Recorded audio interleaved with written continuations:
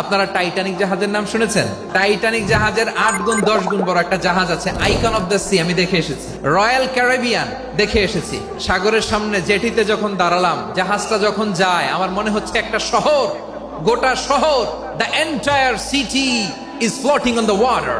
পুরো একটা শহর মনে হয় পানির উপর দিয়ে ভেসে যাচ্ছে। পড়েন সুবহানাল্লাহ।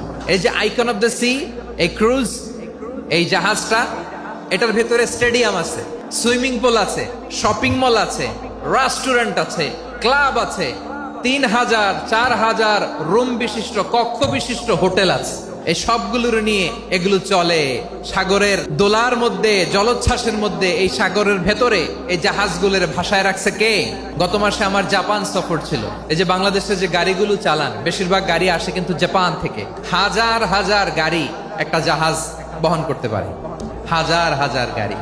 এটাতে সাগরের মধ্যে ভাসাইলো কে? সবাই বলুন, ভাসালো কে? হাজার হাজার গাড়ি নিয়ে জাপানিজ গাড়িগুলো আমাদের চট্টগ্রামের এয়ারপোর্টের বন্দরে ভিড়ে। যুক্তরাষ্ট্রে আমি দেখেছি বিশাল বিশাল জাহাজ, জলে স্থলে। আমি চলাচলের যানবাহনের ব্যবস্থা করেছি। আমরা স্থলে ঘোড়ার উপরে চড়ি, উটের উপরে চড়ি, গাড়ির উপরে চড়ি। এই যে গাড়ির ইঞ্জিন বানাইছি আমরা, এটার মেধা দিয়েছে কে? আবার সাগরের মধ্যে আমরা নৌযান, জলযান, বড় বড় জাহাজ দিয়ে এক মহাদেশ থেকে আরেক মহাদেশ যাই, এক দেশ থেকে মালামাল গুলো আরেক দেশে পাঠাই। সাগরের ভেতরে নৌকাগুলোরে ধরে রাখলো কে?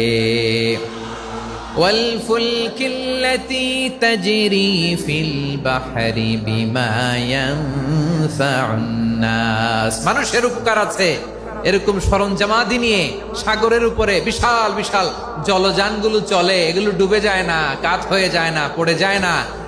এগুলোকে স্থিতিস্থাপকতাকে ঠিক করে রাখলো কে? আপনারা জাহাজ দেখেছেন? জাহাজ, হ্যাঁ, বাড়ি চট্টগ্রাম হইলে দেখতে পারতেন। দেখছেন? বিশাল বিশাল জাহাজ, বিশাল জাহাজ মালামাল নিয়ে এক মহাদেশ থেকে আরেক মহাদেশে যায়। সূরাত আর-রহমানে আল্লাহ তাআলা বললেন, ওয়ালাহুল জাওয়ারিল মুনশাআতু ফিল বাহরি কাল আ'লাম ফাবিআইয়ি আলা। সবাই পড়েন, ফাবিআইয়ি আলাই রাব্বিকুমা তুকাযযিবান।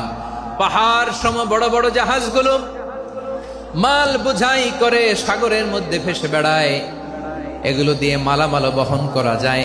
মানুষরা এক দেশ থেকে আরেক দেশে যায়। এই জাহাজগুলোর সাগরের ভেতরে ভাসায় রাখলো কে?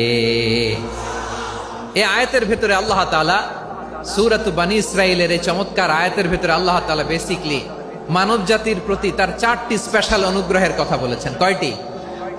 2টা বলে ফেলছি। 1 নাম্বার, ওয়ালাকাদ কাররামনা বনি আদম। আমি বনি আদমের সম্মান বাড়াইছি। নাকি মুসলমানদের? নাকি মুসল্লিদের? কার সম্মান বাড়িয়েছি? বনি আদমের। তাহলে human dignity, the first part of the verse talks about the human dignity. 2 number অংশ আল্লাহ তাআলা বললেন, ওয়া হামালনাহুম ফিল বাররি ওয়াল বাহর। স্থলে এবং সমুদ্রে আমি তাদের জন্য চলাচলের বাহন দিয়েছি। সুবহানাল্লাহ।